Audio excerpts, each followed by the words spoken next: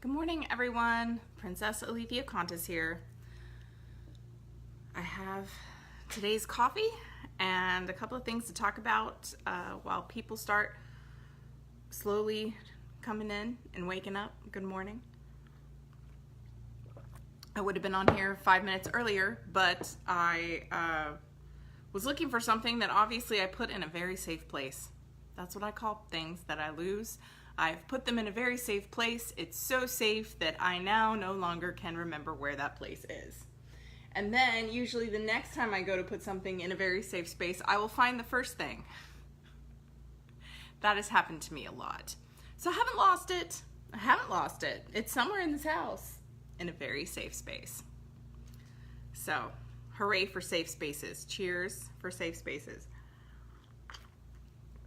My other nonsense thing that I was going to talk about this morning was that I realized yesterday I have taken out my cast iron skillet and started to use it a lot more.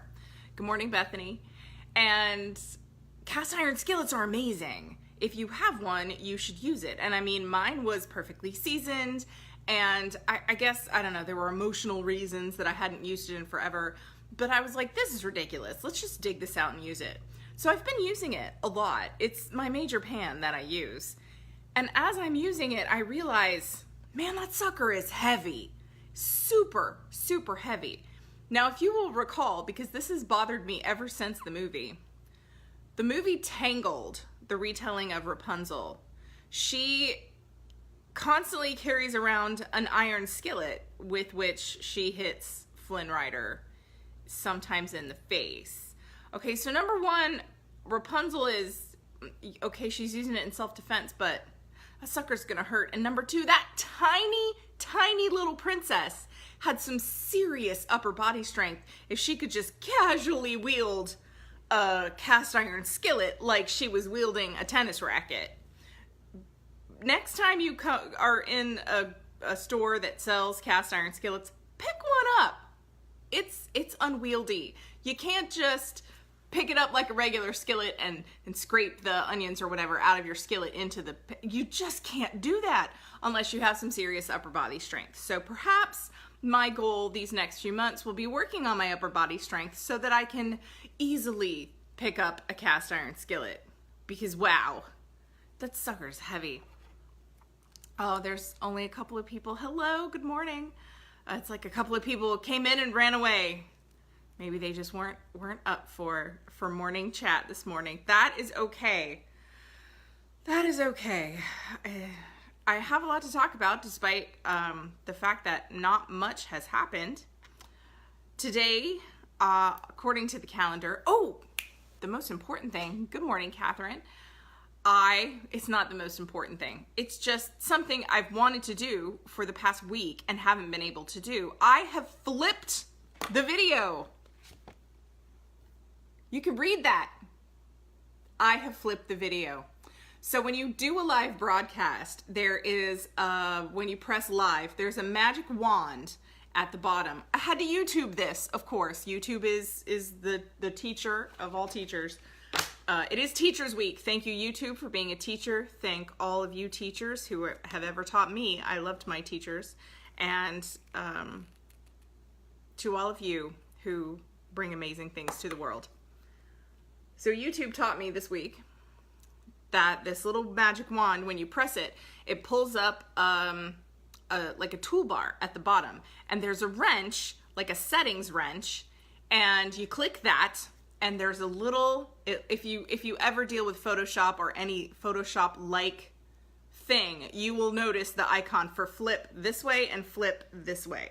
So I just clicked flip this way, and bam. You can now read my books and everything else, which is great since, you know, I'm a writer. Here's that book that I was talking about before, the next book review book. This is what it actually looks like. There you go. Ta-da! Good morning, Sabrina.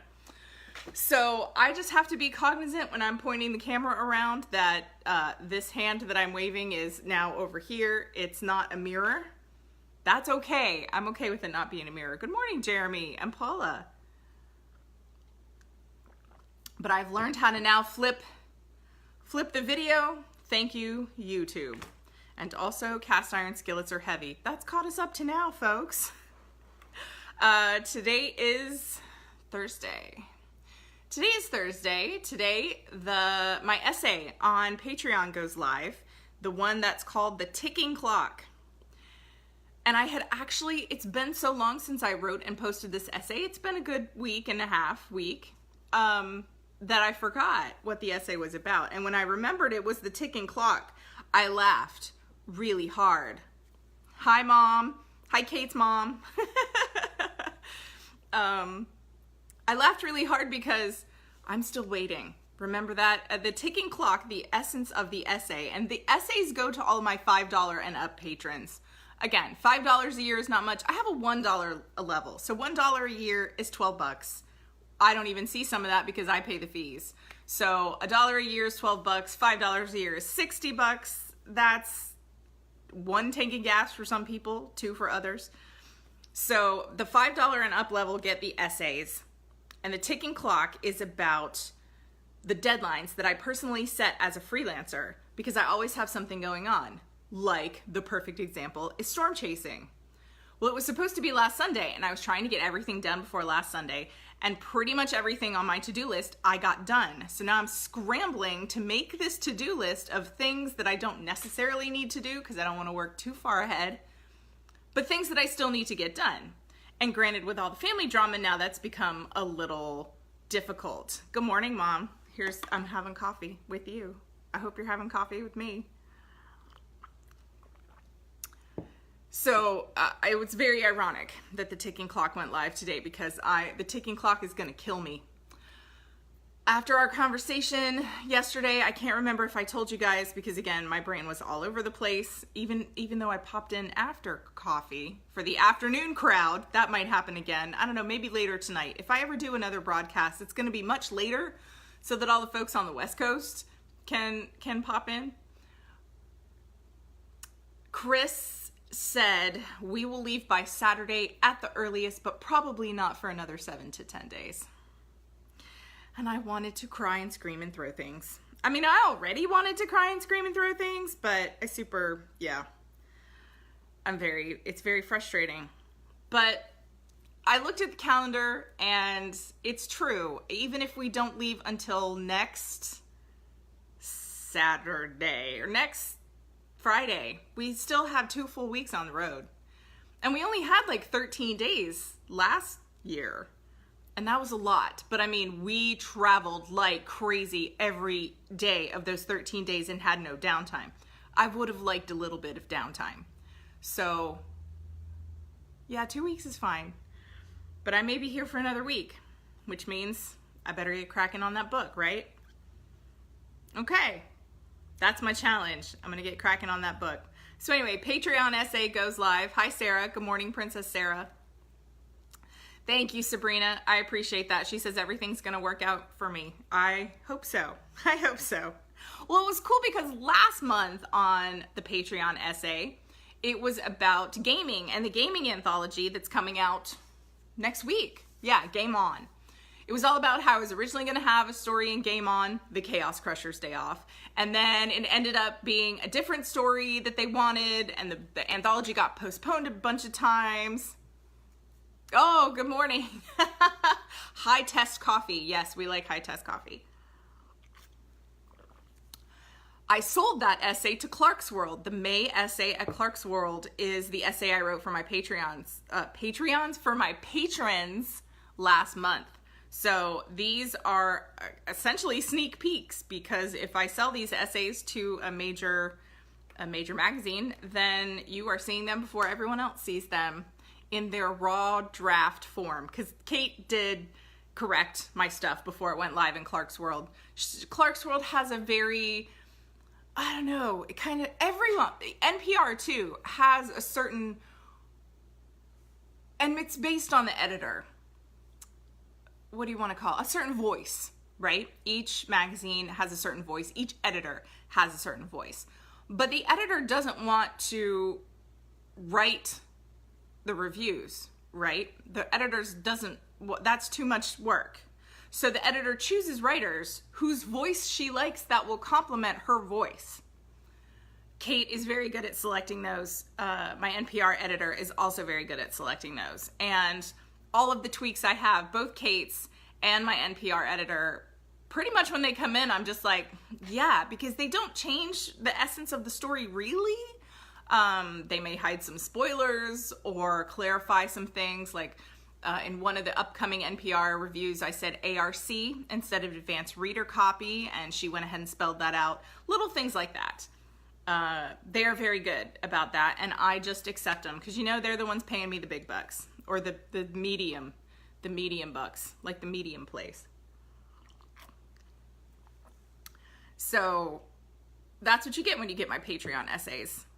You also get Stormchasing Saturday posts. All the $1 and up people get the Stormchasing Saturday posts. So if you want to see more great pictures from my Stormchasing last year, exclusive to my $1 and up folks, for a while anyway, that's at the $1 level. Hi Steph, good morning.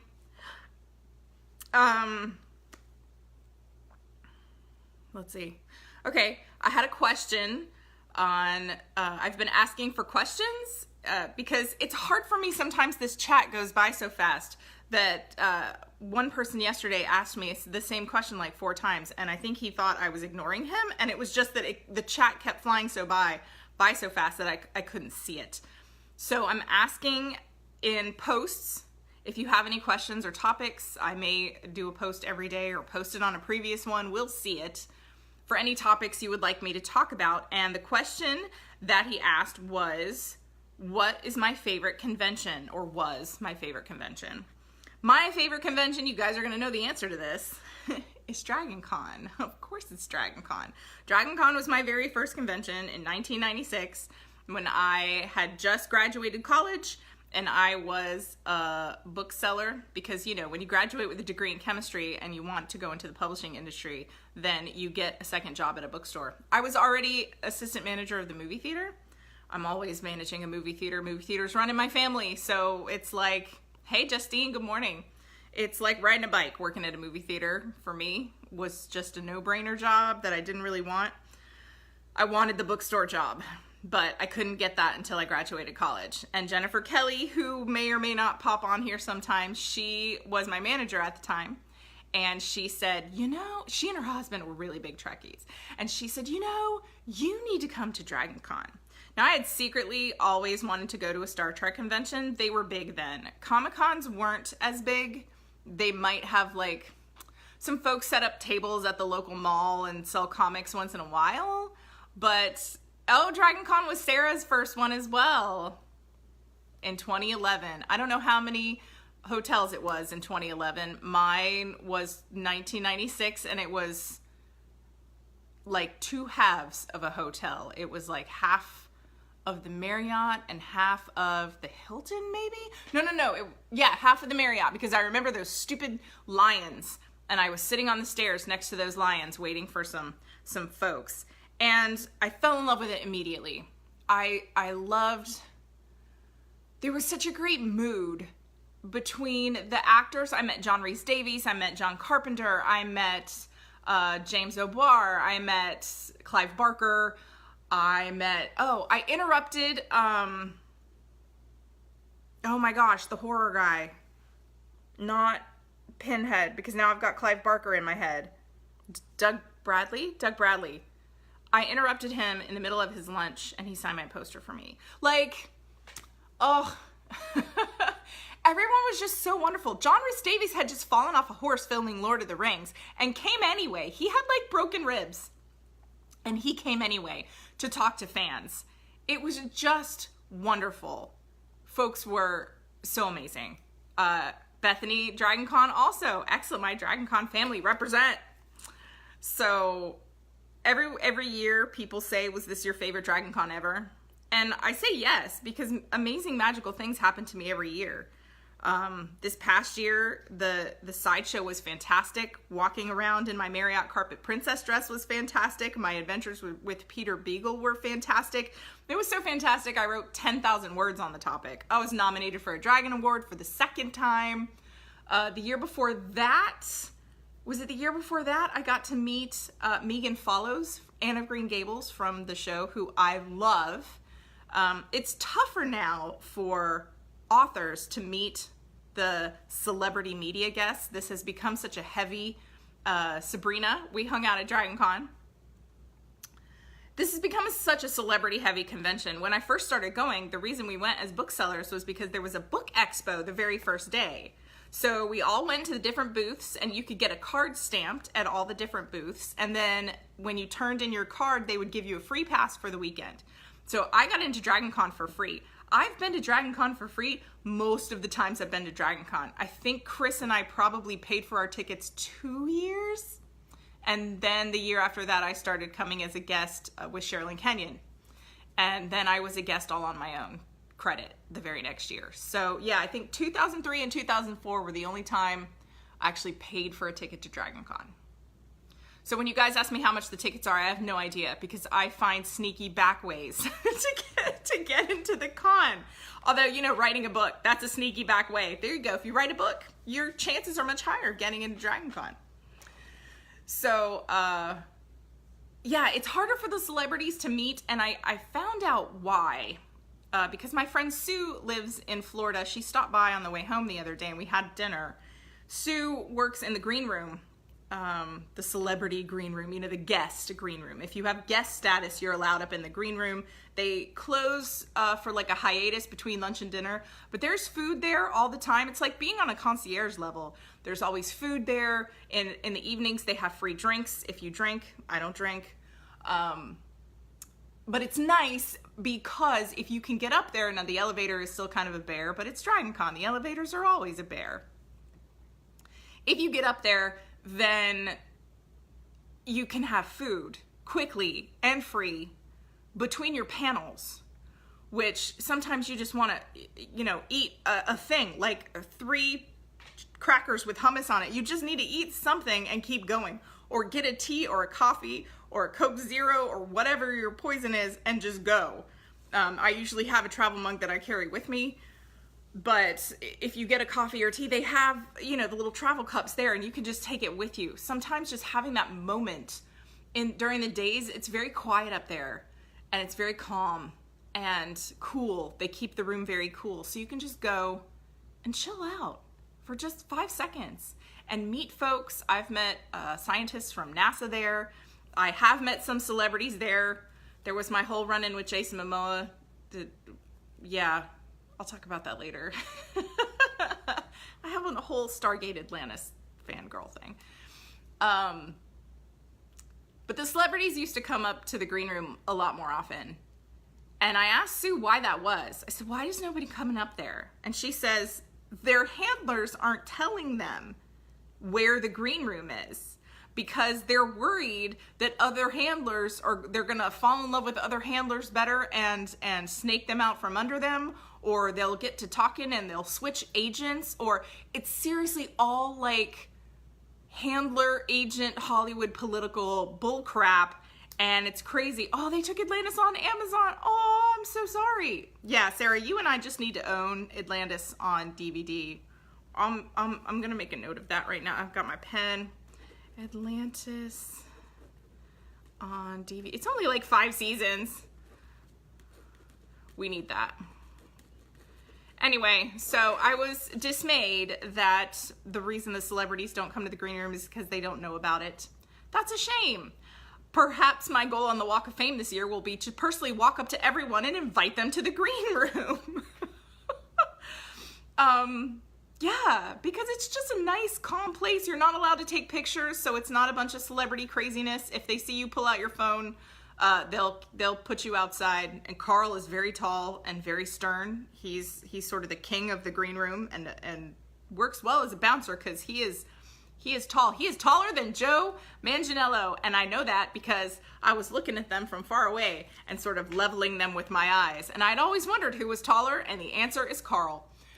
So Carl will kick you out if he sees you pull out your phone and try to take a selfie, and you don't remember because you're casual and you're hanging out like you would be hanging out with your friends, and you're like, oh, let's take a selfie. And if he catches you, you are in trouble. Even if you are a celebrity, you got to go outside the door, take the pictures, and then come back in. It's dark inside anyway. You don't want to be taking pictures in the dark. So that's really funny because We just want to be regular people. And when we want to take pictures with each other, then we're not supposed to.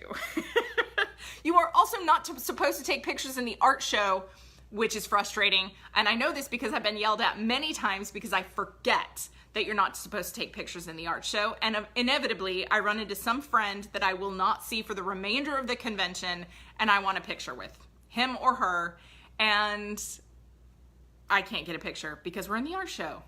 Ah, but the artists don't want you taking pictures of their work and then trying to replicate it at home. It's a intellectual property theft issue, which I totally understand. So yes, DragonCon hands down. I mean, Sideshow is at DragonCon. My life is at DragonCon. I met so many friends at DragonCon.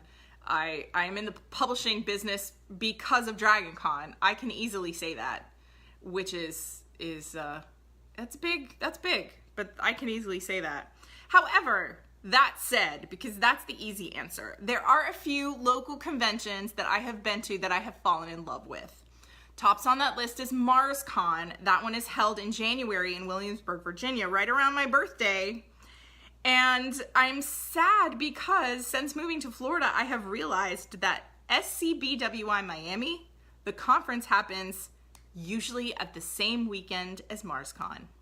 So even if I had the money or the plane ticket to go to Virginia, I can't because I really need to be at SCBWI Miami schmoozing and networking with the children's book writer folks because that's my career. So MarsCon is put on by some amazing people. There are always, the concerts there are so fantastic. The first year I was there, I was headed out. No, I'm sorry. The first year I was there was when Granny died and I had to leave on Sunday because I was on death watch the whole week. And then they had me back as guest of honor the very next year. That year, as I was walking out, I walked past the concert room because I almost never have time to watch concerts. And there was a band that made me stop dead in my tracks and turn around and listen to the rest of their set from the doorway. And they were called Griff's Room Band. They're actually on Pandora. You can pull up some of their music on Pandora. They had sold out of CDs or I would have bought one. Hello, it was the last day. And it's a bunch of guys. I want to say one of them's in like medical school. They're super young, but such a great band. If you are a fan of the Adam Ezra group, I think at this point I have made just about every single one of my fans of the Adam Ezra group. You will love Griff's Room, like they're in his room, band. Griff's Room Band. Look them up. Just pull them up, play a couple of songs. All In is a great song. I'm trying to think of the names. Usually I'm listening to them on Pandora, so I'm not looking at the names. But all the songs are great, trust me. So because I came back to MarsCon a couple of years, 2 years in a row I was their YA guest of honor. I got to, I've done the schmoozing and I've done the panels. So the last year that I was there, I spent most of the convention in the music room. And that was the year that Suge Tucker came, S.J. Tucker. She's been on the Sideshow once. I think she has a new single out. If you guys are fans of Suge, I love her so much. Suge was there. The Blibbering Humdingers were there. Mikey Mason was there. Who else? Valentine Wolf was there. And at some point in time, I think Ellen and Delia were there. Ellen Kushner and Delia Sherman were there. And at one point in time in Music in the Round, they actually Ellen got up and sang a song. I think it was Ellen. So yeah, they're just so welcoming and wonderful. And after the con was done and I was spending one more night, I was going to leave the next morning, a bunch of us sat around in the bowels of the convention center where no one else was around, and the musicians pulled out their guitars and bass. God, I think he had a bass. The big, string bass. And we all just sang songs. We sang songs from Labyrinth. We sang songs, 80s songs. It was just, and there were I don't even know, 6 or 8 of us. And it was kind of like Music in the Round again. We were just all singing together. It was one of the most special moments I've ever had. So yeah, MarsCon is super amazing. And if I can ever get back there, if the planets align some year and SCBWI and MarsCon happen on separate weekends, I will get my patootie back up to MarsCon because I know all I have to do is drop a line Oh, yay! I'm glad you guys are fans of Adam Ezra. Adam will appreciate that. Yeah, I have like a standing invite to MarsCon, and some folks will let me crash in their room. Like, I just need the plane ticket to get up there, and the free weekend now, which is taken up. My other favorite one I had a really great time at was MilennaCon. That one is in, I want to say, Cincinnati. I went to MilennaCon as a reward for myself for finishing Enchanted. I said, that was my very first draft of Enchanted. It was almost 110,000 words. I think it was 107. To give you a sense, the finished book is more like 74 or 75,000 words. So there was a lot I took out about the prince and various other things because they wanted her to hurry up and get to the ball. But the first finished draft of the manuscript I wanted to finish so I could go to MilennaCon. That was going to be my reward.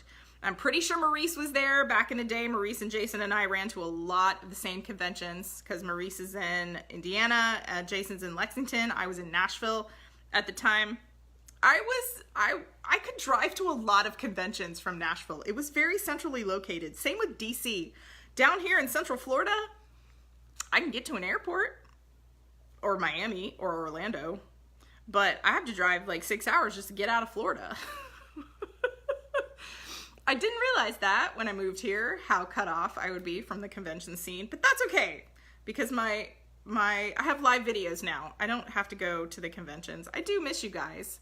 It does take a lot out of me, and I would sort of rather have a venue in which I can say hi to everyone, but still, you know, get off and write a book later. So, yeah, I went to MilennaCon. John Scalzi was there. I met Charlie Finley. He was there. Toby Buckle was there. I'm sure Maurice and Jason was there. But Scalzi and I had met a few years prior at, where did we meet? The Denver WorldCon. I think that was the only time I've ever been to WorldCon. But we met there, so he knew me. I mean, we didn't hang out the whole time, but we at least got to chat and get to know each other a little better, which was nice. We posted some picture about our feet and was like, which one is cutest? I mean, we were stupid on social media then. We're kind of stupid on social media now, but whatever. John is more active on Twitter. I am not as active on Twitter as I used to be. I like the community of Facebook better, even though Facebook is really annoying.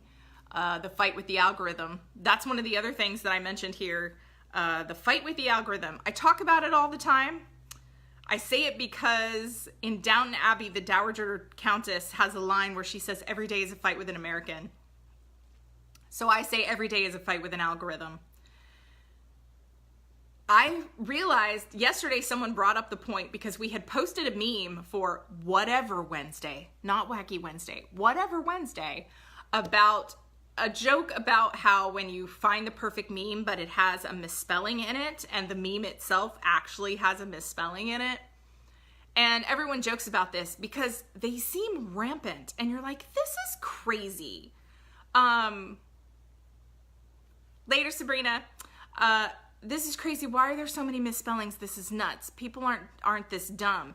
But the thing is that Facebook counts engagement. They don't count likes and stuff like that. Well, I mean, they count them, but they count them here. They want you to engage with other people. They want you to comment. Comments are highest on the list. If there is a post you see of mine that you think needs to stay seen, comment on it, even if it's a heart.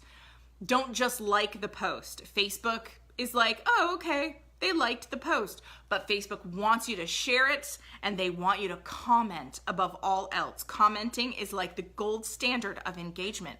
So these people misspell words on purpose in their memes so that folks will comment, because there's nothing people like better than correcting someone else on the internet who is wrong.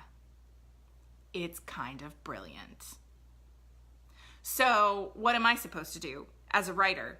Quote myself, make a meme of it, and then spell it wrong? People are going to think I'm an idiot. I can't do that. How do I game this system? I don't know how to game this system. If you can figure out a way, I haven't yet, I'm open to suggestions. But this is why every day is a fight with an algorithm, because I have found that out, and I know that, and I don't know how to get through it.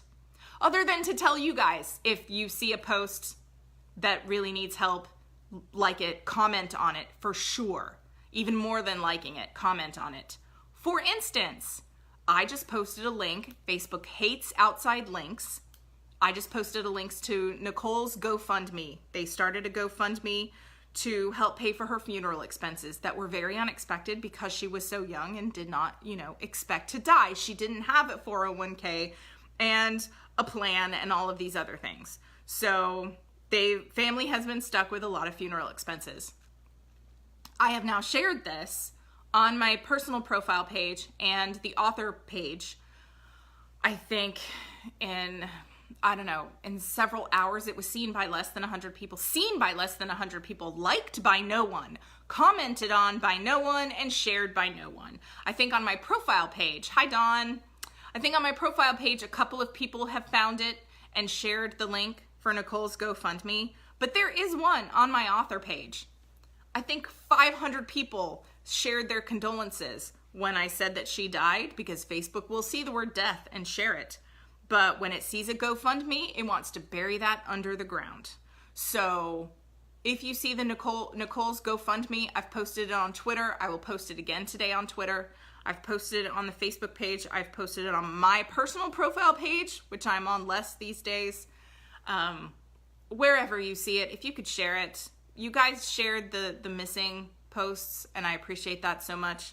If you could share the GoFundMe, which has the follow-up of the fact that Nicole is dead. Many people still don't know that we found her. And I don't really want to share the gory details because of another algorithm called Facebook Memories. Because I don't want that popping up a year from now and killing me. I know that happens because it happened with Josh. And right now, all I'm seeing on my feed are Nicole pictures. And a year from now, all I'm going to see on my feed are Nicole pictures. Because every September, I see pictures of Josh. Seeing pictures of Josh on his birthday, which is St. Patrick's Day, is a lot more fun. Seeing pictures of Josh around the anniversary of his death does not bring me joy. So, every day is a fight with an algorithm. I need to make a t-shirt. Perhaps that will be one of my t-shirts. Algorithm. The t-shirt I'm wearing today is a vintage D&D third edition. I wore this to one of the original DragonCons too. I answered a question about gaming the other day. I realized I didn't talk about tabletop or card games. My mom is a crazy good card player. So we play Spite and Malice, which if someone asked me how to play right now, I would forget. Mom, you and I need to play Spite and Malice again sometime soon. We play Sequence, Gin Rummy. My sister and I played Gin Rummy all through Greece. We sat and listened to the same mixtape because Casey makes the best mixtapes. Over and over and over and over again, and played Gin Rummy like the whole time because we were horrible teenagers and we just wanted to hide in our room. We didn't want to take a donkey ride up to the cave of Zeus. We wanted to hide in our room because that's what teenagers do in Greece. So yes, cards we're very good at. Sequence is a tabletop game we have enjoyed a lot. What was the other one I played at Tim and Bianca's? Tim and Bianca have tons of great games, and I often borrow some. Snake Oil I borrowed for Christmas so that my family could play, and my sister was not this Christmas, but the Christmas before. We were all amazing at it. I knew we would be amazing at it, but it took me 3 days to drag us all to the table to actually play it. And then my sister used the techniques she used in Snake Oil to get her current job as a Southwest flight attendant. So you never know when tabletop gaming will help you in the real world, everyone. Hi, Justine. Yes, Justine is there during Friendsgiving. Bianca hosts Friendsgiving every year for everyone. It's kind of an all-day affair and people pop in and out. But usually towards the end of Friendsgiving in the evening, it becomes this giant game marathon. And if there are not too many people, I like to participate. One year there was too many people and I ended up working on buttons the whole time because, I don't know, social anxiety sort of took over. I know I'm a performer. I'm still an introvert. You can be both. It is possible. People don't believe I can be both, but I promise it's a thing. This is my cup. This is my Mary Layton Fairy Cup, which I got at FairyCon. That one was fun. I can't say it was my favorite though, mostly because they forgot to book me a room. They had me as a guest, but they forgot to book me a room. And I joked with Jim Butcher or someone about rooming with him, and he gave me this look. Now I'm sure if I joked about rooming with him, he'd be like, whatever, sleep on the floor, I don't care. But we didn't know each other very well back then, and yeah, I'm not sure he knew what to do with that. It's funny, sometimes timing is everything. But I will say FairyCon, this was FairyCon East. I have never been to FairyCon West. FairyCon East had some of the best shopping in the whole wide world. I would have bought an entire new trousseau if I had had the money to oh, there's another chat happening in there. If I had all the money, I would have bought an entire new trousseau. I did buy a bunch of pieces that I still use today. And oh, I hope you do. I didn't know you didn't know Jim. Okay, I will make sure that happens if I can, for you to meet Jim. But this was my fairy cup that I bought from Mary, who is a wonderful artist, by the way. If you go, I'm sure she has a Facebook page, Mary Layton, Layton. She is a beautiful, wonderful person, and you can tell her I sent you and that you liked the fairy mug. This fairy mug is dishwasher safe. Also fantastic. I love this mug. I use it a lot. I've really had a good time going through like all of my t-shirts and all of my mugs. So in a way, these live videos have been a lot of fun for going through my wardrobe. Okay, talked about that. This is the things they don't do on the news. Although usually someone is marking off something on a piece of paper, at least they are in Saturday Night Live. Algorithms, Patreons, gaming, favorite conventions, D&Ds for Sarah, t-shirts and algorithms, Little Witch and Wizard, red, not backwards. Very exciting that Alethea figured out how to flip the video so that you can actually read the words now. Read the words. Did you guys watch the video, the unboxing video that Bianca posted? She was the cutest thing ever. She actually got dressed up. Look at me. I don't wear makeup for you guys. I wear a tiara, but I don't put on makeup. I put on makeup when I perform. I'm not performing. We're just sitting around having coffee. It's first thing in the morning. I don't want to be glittered. Okay, well, I can be glittered first thing in the morning, but I just want to get up and hang out with you. You guys literally get me out of bed in the morning, and that is wonderful. Yes, Sarah is confirming that that was adorable. Justine's books arrive tomorrow. Hooray! But yeah, Bianca had no idea what to say. Usually Bianca points the camera when she does live videos. She points the camera at her art. You don't see her. So she's standing in front of this video like she's about to film I don't know, a dating service video or something. And she looks so cute and her hair's all done and I'm sure she has makeup on and a really pretty shirt.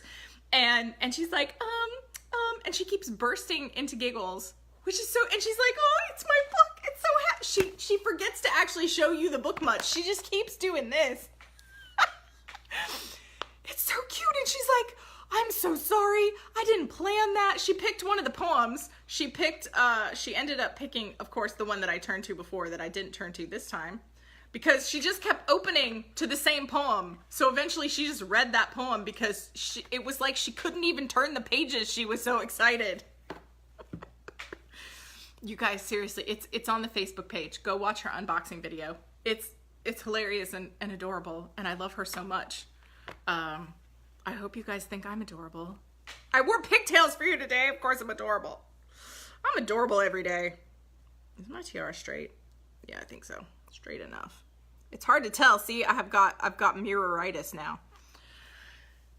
Yeah, so Little Witch and Wizard. Perhaps tomorrow I will read you another poem from Little Witch and Wizard now that you can actually see the words and not be totally backwards-ified. She says a thing so many times it could be a drinking game. Yes! Don't make it a drinking game. That would be bad. What was I... Oh, I wanted to make a drinking... I was looking at something, and I want to say it was yesterday. My brain was obviously off yesterday. I didn't sleep very well last night either. I woke up at 3 o'clock in the morning. 3:30 this time. I was up till about 5:30. Divination. that you can actually read. Bianca will be at MegaCon. For those folks who are going to MegaCon, I better be storm chasing by then. I will definitely be storm chasing by MegaCon. Yeah, it's next weekend. It's not this weekend, it's next weekend. And Bianca has 40 copies. She was going to send some with Tim, her husband, who is off to Comic Palooza. So also, so Bianca's art will be at Comic Palooza, but not the books. You still have to get the books on Amazon. It's still the best place to get them. And then, you know, come find us at DragonCon or meet us. Because whatever stock we bring is usually limited. Although, luckily, these are kind of tiny, so we can bring a lot of them. We'll probably be bringing a ton to DragonCon. But she'll have all 40 because Tim left before the box came in. She will have all 40 at MegaCon. I told her if she sells out... Oh, maybe I wasn't supposed to say 40. Don't tell her I told you the number. If she sells out at MegaCon, she's going to sing me a song. And if she doesn't sell out at MegaCon, I have to sing her a song. So, I think she's going to sell out. She's going to have to sing me a song. She won't do it in public. I'll do it in public. You know me, I have no shame. I'd be happy to do it in public. She doesn't know what song she's going to sing. I've already chosen my song. My song is going to be Ariel's Part of This World, Part of Your World, Part of This... Part of That World. Yeah, Part of That World from The Little Mermaid. Yes, I will sing that for Bianca. If she doesn't sell out, guess what? I'm never going to have to sing it for her. She's totally going to sell out. So we'll have to think of some other thing. Perhaps if my gas and hotel GoFundMe fund gets up to $1,000, I will sing Part of Your World on live on this show, the Alethea Show. I'll put the link at the top of this video when I finish it, and there you go. If this hits if my GoFundMe for storm chasing hits $1,000, because we will blow through that so quickly. Oh my gosh, gas is expensive. My friend Dan, Dan, yesterday spent over $100 just on gas. You drive a lot storm chasing. You're chasing in a vehicle. You can't be chasing on like a bicycle. I'd be taking your life into your own hands. Adorkable. Oh, Justine knows the number. Yeah, but Justine, you know secrets. You totally know secrets. Just, you guys, don't tell Bianca I said the number. She probably won't watch this video. She doesn't have time. She's too busy drawing. She's drawing mermaids for May. And she is excited about the book. I was worried that she was not as excited about the book, but she really is. She needed to see it, right? She needed to hold it in her hands. It wasn't a real thing until she had that Marty McFly, the George McFly moment where the box of books shows up at your doorstep. I remember that moment. It's a special moment. It never gets old having that box of books show up, but I forget about the first one being so important, and Bianca had that, and I'm so happy for her. It's her first book, you guys. I'm really proud of her. So she is going to try to do more books all on her own, which I'm very proud of. So hopefully we will be seeing more on the book front from Bianca. That will be wonderful. And I'm super, super proud of her. So, did I start something else? I say so a lot and, but I'll do these, you know, off the cuff. I'm sure I say a lot of so's and ands when I'm normally speaking. At least I don't say ums, because I'm a trained actress. Okay, I do say sometimes, but mostly I say so and. I know this because when I filmed the fairy tale rants, wow, I edited out so many so's and ands. It's terrible. Mike Zipser can tell you, he's not here, but the first time I did a practice was an interview, but it was filmed. So it was as if I was being interviewed on a morning talk show, which I was at one point. That's always fun. The question that got me on the live talk show was, what are you working on next? Because I'm always working on 700,000 things, and I didn't know what they wanted to say, and I wasn't like under contract for something, and sometimes you're under contract for something but you can't say, and I was not prepared for that question. So if you ever become an author and you're gonna get interview questions, they always ask you, so what's next? And it didn't even occur to me. When I was with Mike, we did a 2-minute interview. On YouTube, there is an interview of me with Mike for real, which is great. Our interview turned out really great. And the lights are so bright, you can see my glitter sparkle as I talk. the first practice interview, I said the word absolutely 14 or 17 times. Because you're just nodding and smiling and they're saying things to you and you say yes. Oh, absolutely. 17 times in 2 minutes though is too many absolutelys.